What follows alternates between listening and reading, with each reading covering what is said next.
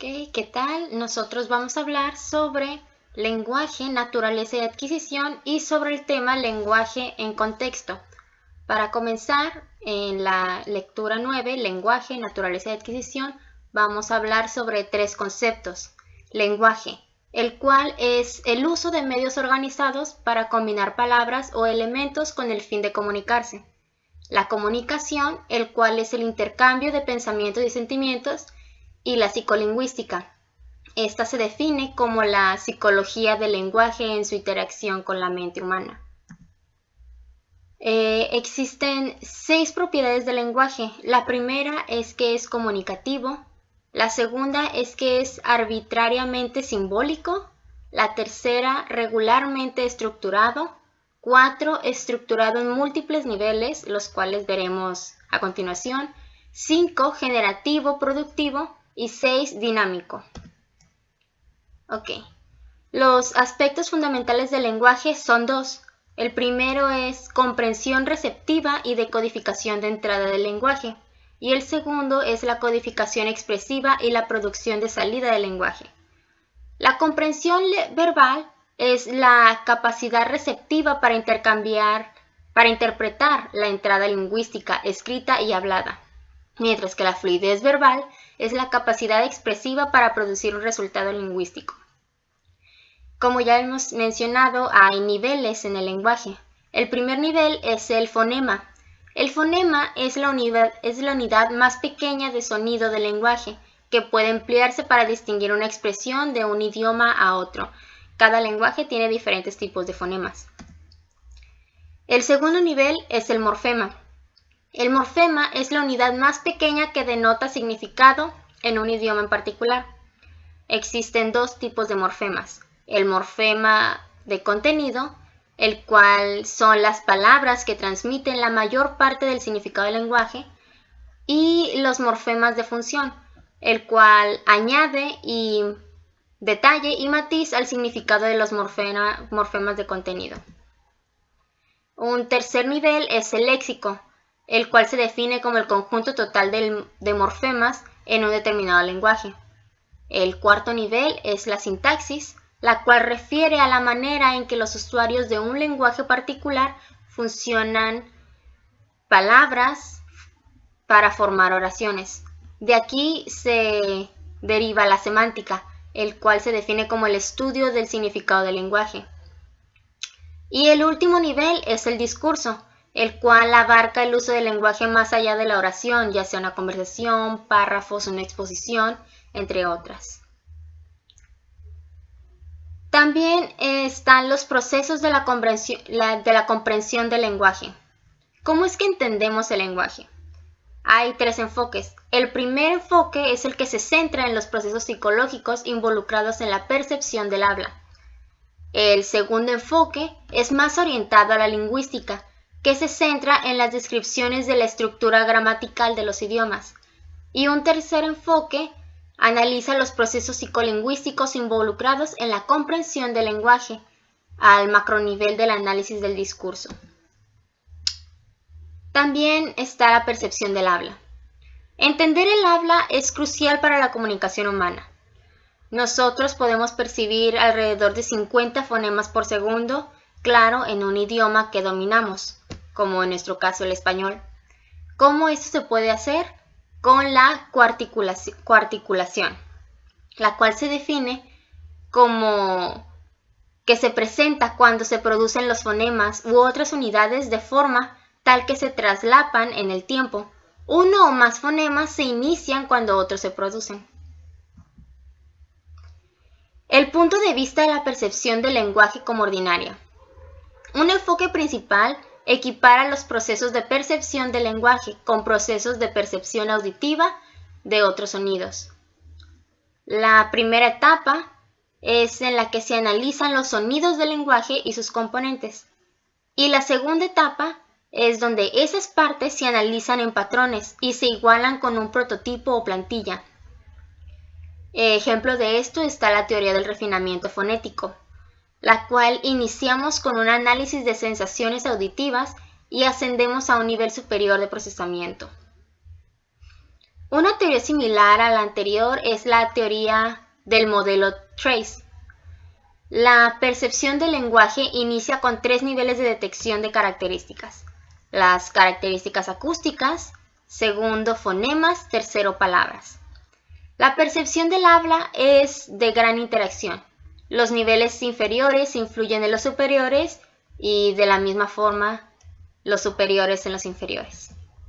Ahora pasaremos a otro concepto que es el punto de vista de la percepción del lenguaje como espacial. Un concepto igualmente importante es la percepción categórica, que son las categorías discontinuas de los sonidos del habla. Esto quiere decir que aunque los sonidos que escuchamos comprenden un continuo de variación en las ondas sonoras, experimentamos categóricamente los sonidos del habla. Las ondas sonoras tienen categorías y estas categorías, aunque no las percibimos nosotros, nuestro oído sí. La denotación. En semántica, la denotación es la definición o concepto de una palabra. Igualmente importante es la connotación, que es el sentimiento que le ponemos a las palabras. Otros significados no explícitos. Un concepto igualmente importante es la sintaxis, que es la forma semántica en que las palabras pueden combinarse y secuenciarse para formar frases y que estos tengan un significado coherente. La gramática, por su parte, es el estudio del lenguaje en términos de patrones regulares, es decir, son las reglas en las que se tienen que seguir para que el lenguaje sea adecuado. Continuando con el tema de sintaxis, al principio del siglo XX los lingüistas que estudiaban la sintaxis se enfocaron en gran medida en cómo podrían analizarse las oraciones en términos de secuencias de frases. También se concentraron en cómo las frases podrían ser estudiadas en categorías sintácticas como sustantivos, verbos y adjetivos. Tal es el caso de la gramática de estructura de frase, la cual estudia la estructura de las frases en cómo son utilizadas. Las normas que gobiernan las secuencias de palabras se le denominan reglas de estructura de frase. En 1957, Noam Chomsky revolucionó el estudio de la sintaxis. Él sugirió que para entenderla debemos observar no solo las interrelaciones entre las frases dentro de las oraciones, sino también las conexiones sintácticas que hay entre los enunciados. Chomsky también propuso el estudio de la gramática transformacional, el cual engloba el análisis de las reglas que guían las formas en las cuales las proposiciones pueden ordenarse para que la oración tenga un sentido. Dentro de esta gramática transformacional se puede encontrar dos estructuras. La estructura profunda, que es una estructura sintáctica que une diversas partes de una frase mediante la aplicación de diversas reglas transformacionales, mientras que la estructura superficial es el resultado de estas uniones. También trató lo relativo de cómo las estructuras sintácticas pueden relacionarse con el léxico. Los papeles temáticos son las formas en que los ítems léxicos pueden crearse en el contexto de la comunicación. Estos son 7 papeles. El primero es un agente exterior de cualquier acción. También puede traducirse como un verbo. El 2 es el receptor de esa acción. El 3 es el beneficiario indirecto de la acción. 4 es el instrumento, es el medio por el cual se puede realizar la acción, llevar a cabo la acción. 5 es la ubicación, es decir, el lugar donde está ocurriendo esta acción. 6 es la fuente, es decir, en dónde se origina la acción. Y finalmente está la meta, que es hacia dónde va dirigida la acción o el fin por el cual fue realizada. Hola, buenas tardes, mi nombre es Omar Álvarez y como parte del tema 9 yo voy a explicar sobre las formas de adquisición del lenguaje. Durante los primeros años de vida de los seres humanos progresamos en las siguientes etapas para producir el lenguaje, las cuales incluyen el arrullo, el balbuceo, la expresión de una palabra, la expresión de 2 palabras y el habla telegráfica. Existen cambios en el desarrollo asociados con la adquisición del lenguaje, el cual viene dividido en etapas. En la primera etapa empieza desde la etapa prenatal a los primeros meses de vida. La característica correspondiente es que el bebé empieza a responder a las voces humanas, al arrullo y empieza a adquirir el balbuceo. La segunda etapa es de 1 a 3 años, el bebé empieza a adquirir expresiones de una palabra, vocalización de 2 palabras y el habla telegráfica. La tercera etapa abarca de los 3 a los 4 años, la cual consiste en oraciones simples que reflejan una formidable progresión en el vocabulario, así como la comprensión de la sintaxis. La última etapa es cerca de los 4 años, la cual consiste en que el niño ya comprende la estructura básica de una oración adulta, así como incrementos en la complejidad de estas oraciones a través de la adolescencia. El siguiente punto es la naturaleza y la crianza. Como se sabe, los seres humanos tienen una predisposición a la adquisición del lenguaje. Es por eso que tenemos nuestras capacidades auditivas y lingüísticas al momento de desarrollarnos. Ni la naturaleza ni la crianza es más importante que el otro. Ambos tienen que funcionar de buena manera para un óptimo desarrollo. Dentro de la crianza existen 3 mecanismos para adquirir el lenguaje, en los cuales está la imitación, el modelamiento y el condicionamiento. El primer mecanismo se llama imitación. En este los niños aprenden a través de las personas que los rodean. Comienzan a imitar palabras, oraciones y hasta la forma de hablar de ciertas personas. Pero los niños necesitan hacer algo más. En ocasiones, los niños comprenden de forma vaga las cosas que escuchan. A este fenómeno se le llama modelamiento. El segundo mecanismo se llama modelamiento, el cual consiste en una manera especial de hablar con los niños. Este tiene 2 funciones principales. La primera es captar la atención del infante. La segunda es mostrar cómo y cuándo enfatizar, vocalizar y transmitir afecto, haciendo así más sencilla la comprensión del lenguaje para los niños. El tercer mecanismo se llama condicionamiento, el cual consiste en reforzar las conductas que uno quiera aumentar. Un ejemplo de este mecanismo sería que un bebé diga la palabra mamá, entonces su madre lo levanta y lo abraza. La conducta es el habla y el reforzador es el abrazo. Con esto, la madre hace o motiva a su hijo a que siga hablando. Todo lo anterior forma parte de las etapas del desarrollo de la adquisición del lenguaje. Lenguaje en contexto. Lectura. Procesos ascendentes y descendentes. La lectura involucra el lenguaje, pensamiento, memoria, inteligencia y percepción. La capacidad de leer es fundamental en nuestra vida cotidiana. La dislexia, que es la dificultad para descifrar, leer y comprender los textos, puede afectar una variedad de procesos diferentes. El primero de estos procesos es la conciencia fonológica, la que se refiere a percatarse de la estructura de los sonidos del lenguaje hablado. El segundo proceso es la lectura fonológica. Esta implica leer las palabras aisladas. Los individuos con dislexia enfrentan más dificultad al leer palabras aisladas que las que están en un contexto. El tercer proceso es la codificación fonológica en la memoria activa. Este fenómeno se complica al recordar sucesiones de fenómenos que algunas veces son confusas. El cuarto proceso es el acceso al léxico. Este se refiere a la capacidad para recuperar los fonemas a largo plazo. Aspectos perceptuales de la lectura. Los procesos relacionados a la lectura involucran la percepción de aspectos de letras impresas en relación a su forma visual. Estos son los aspectos ortográficos. Después se traduce la letra a un sonido, creando un código fonológico. Después de dominar todas estas traducciones, se deben secuenciar para formar una palabra, para enseguida identificarla y entender lo que significa. Al terminar, se continúa el proceso en las siguientes palabras para formar oraciones. Procesos del léxico. Los procesos del léxico se utilizan para reconocer letras y palabras, además de activar información sobre estas en la memoria. Algunos puntos importantes son fijaciones y velocidad de lectura. Al leer, nuestros ojos hacen movimientos secuenciales rápidos conforme se fijan en grupos sucesivos de texto. El tiempo de estas fijaciones es variado, durando más en las palabras más largas, también en palabras poco conocidas. El acceso al léxico. Esto es decisivo para la lectura. Es la identificación de una palabra que permite tener acceso a su significado en la memoria. Los psicólogos que estudian la lectura opinan que este proceso es interactivo, pues se combina información de múltiples niveles de procesamiento. Lenguaje y pensamiento. Diferencias entre lenguas. Las estructuras sintácticas de los idiomas difieren. Lo que difiere aquí es el orden del sujeto, verbo y objeto en una oración declarativa común, además del número de inflexiones gramaticales y otras marcas que los hablantes están obligados a incluir como elementos clave de una oración. La relatividad lingüística, la hipótesis de Sapir-Whorf.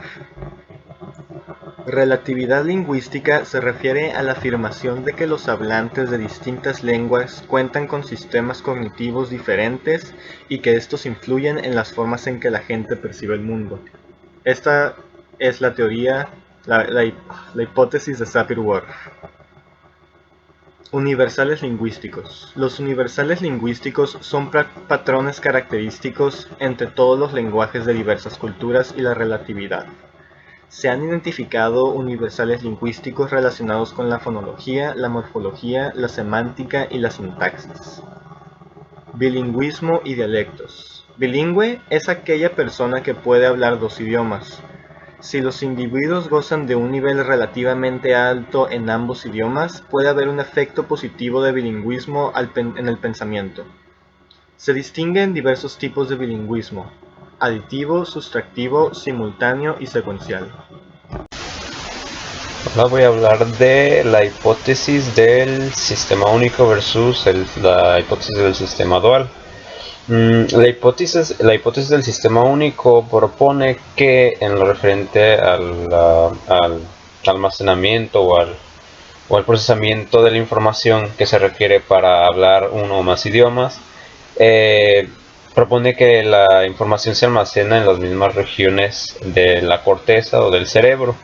La hipótesis del sistema dual propone que diferentes idiomas o lenguas se almacenan en partes diferentes, no necesariamente que se almacenen, sino que las funciones necesarias para hablar o comunicarse en esa lengua se representan o funcionan o se centran en ciertas áreas del cerebro, diferente para cada tipo de idioma o lenguaje.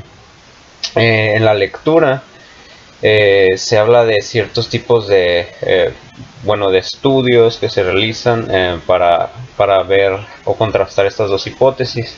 Uno importante que se menciona, y aquí está el autor, es para empezar, primero explicar cómo es que se contrastan estas dos hipótesis. Un método que se utiliza es ver o estudiar a personas bilingües que hayan sufrido alguna especie de daño cerebral y ver cómo este daño en ciertas regiones afecta ciertas funciones para comunicarse, por ejemplo, nombrar o expresar ciertas cosas en los idiomas diferentes. Aquí dice que, en la lectura se pone un caso de estudios entre personas epilépticas que hablaban dos idiomas y pues habían sufrido daño cerebral. En este caso veían que al estimular ciertas áreas, aquí están, de hecho, recordé los autores, Ogeman y Whittaker, se aplicaban cierta estimulación eléctrica en ciertas partes del cerebro, no especifica bien cuáles, pero se postula que dicha estimulación inhibió actividades relacionadas, por ejemplo, con nombrar las cosas, o sea, la función de nombrar las cosas en ambos idiomas se veía menguada. En este caso, también se mostraron que estimulación, o sea, la estimulación eléctrica inhibía ciertas otras áreas, afectaba de manera diferente a las funciones de ambos idiomas. O sea que si estimulaban cierta área, había cierta disfuncionalidad al comunicarse en un idioma, pero al comunicarse en otro idioma no había tanta diferencia. En cambio, en otras áreas era lo contrario. De ahí se pudo deducir, se deduce que ciertas funciones de los idiomas, de las lenguas, sí se representan o se almacenan o se funcionan en ciertas partes específicas del cerebro, la corteza, mientras que hay otras funciones que se representan o se funcionan en áreas diferentes o con cierta gradualidad en áreas diferentes del cerebro para cada idioma. Ese fue un estudio que puso un equilibrio entre entre ambas hipótesis. O sea que sí hay cierta modularidad, por así decirlo, entre ambos, entre la representación de diversos idiomas, pero también hay cierta localización en conjunto. Otras cosas que se tratan en el libro son las mezclas y cambios de idioma. Se postula que cuando hay grupos de personas que hablan idiomas distintos y comienzan a interactuar en ciertas regiones geográficas, pues empiezan a combinar aspectos de sus lenguas, como serían palabras, ciertos aspectos de la sintaxis, como por ejemplo en el Spanglish, cuando combinamos palabras con inglés, pero también se combinan palabras en español, en frases que no son ni específicamente de español ni específicamente del inglés.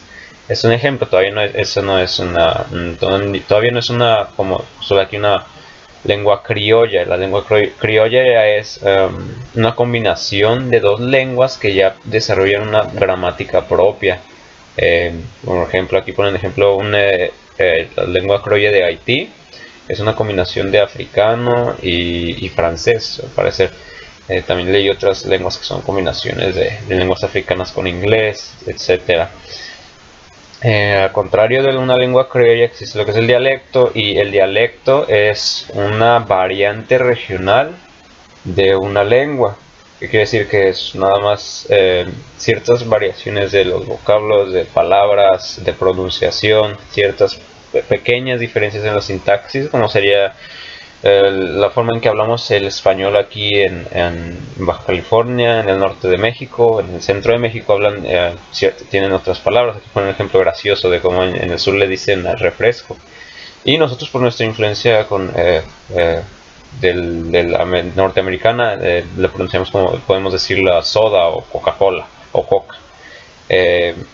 Y también otro dialecto sería pues el español que se habla en España, en Argentina, y aparte hay otras, bueno, el idioma es la lengua nacional de un país, o una lengua que se acepta como la principal de un país.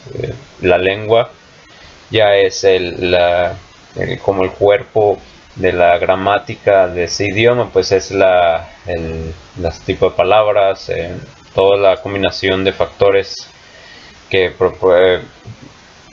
proporcionan la información para poder comunicarse. Ya el dialecto solo son variantes regionales, o sea, en Argentina, aquí en México, en Chile, en España y en otros países. Aparte de que el idioma es el mismo, compartimos el mismo idioma, es la misma lengua, porque la misma lengua se aceptó como idioma de esos países. Pero hay ciertos dialectos específicos también en sus regiones, o sea, aunque sea muy diferente el español que hablamos aquí en México y el de España, allá también tienen ciertas variantes según la región. Luego también se trata lo que son los lapsus lingüe, que son cuando uno quiere decir, piensa o ya estructuró algo que quiere decir, pero al momento de decirlo no expresa lo que uno quería. Aquí viene que pues en los estudios psicológicos se propone lo que Freud pensaba que eran mecanismos del inconsciente, pero fuera de eso, en la psicología cognitiva se analiza más bien cómo es que al momento de esquematizar lo que se quiere decir se cometen ciertos errores. Y hay ciertos tipos aquí de los lapsus lingüe, que son los de anticipación. Aquí se dice que emplea un elemento del lenguaje antes de que sea apropiado. Comprensión del discurso y la lectura. ¿Cuáles son los procesos involucrados en la comprensión y el uso del lenguaje en el contexto social de un discurso? Muchas veces, para poder entender el mensaje que se quiere dar en un discurso, no nos conformamos únicamente con la estructura de este mismo.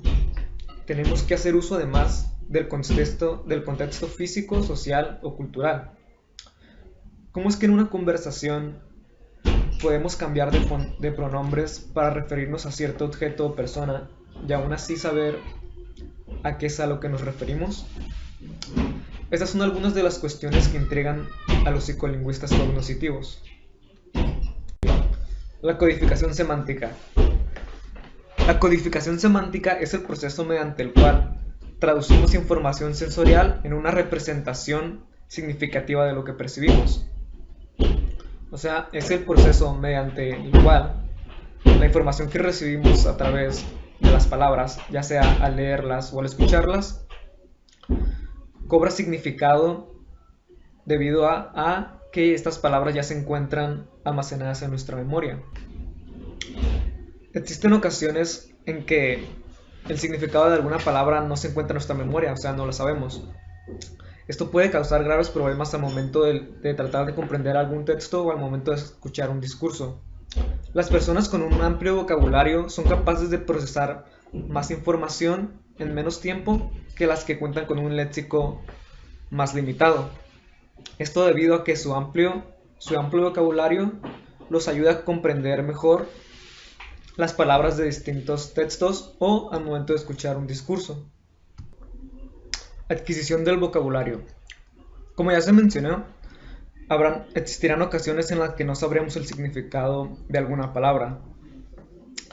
Una de las técnicas que la mayoría de las gentes utiliza y que es una muy buena herramienta es que cuando no se sabe el significado de alguna palabra, nos hacemos una idea de lo que esta palabra significa dependiendo del contexto en el que se encuentre.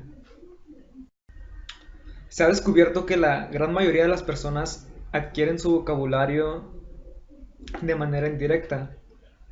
Lo hacen no utilizando recursos externos. Con recursos externos me refiero a diccionarios o ir a buscar el significado directamente en enciclopedias, internet, etc.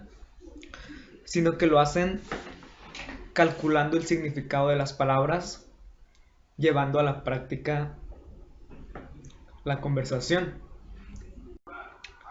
Diversas investigaciones han arrojado resultados que dicen que las personas que son mayormente activas verbalmente, o sea, las personas que tienen mayor participación en las conversaciones o en las clases que se dan en sus grupos, ya sea en la escuela o cualquier otro grupo social, estas personas que participan mucho verbalmente son capaces de desarrollar un vocabulario mucho más amplio en menor tiempo, en contraste con las personas que casi no participan, que casi no hablan. Comprensión de ideas en el texto. ¿Cuáles son los factores que influyen en nuestra comprensión de alguna lectura? Para tratar de dar respuesta a esta pregunta, Walter Kinch, un teórico, propuso un modelo en el cual, según él, conforme vamos leyendo algún texto, tratamos de retener en la memoria de trabajo la mayor cantidad de información posible.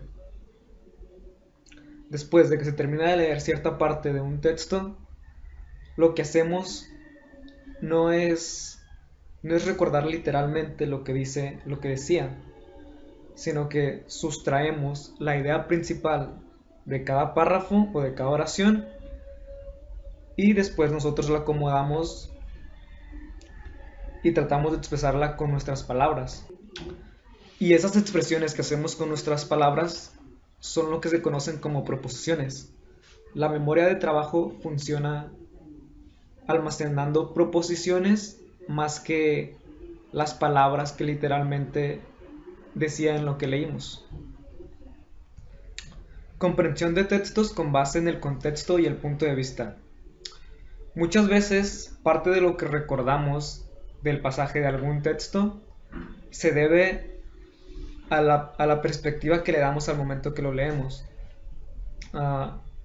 Por ejemplo, supóngase que se está leyendo una parte donde se describe la casa de una familia acaudalada.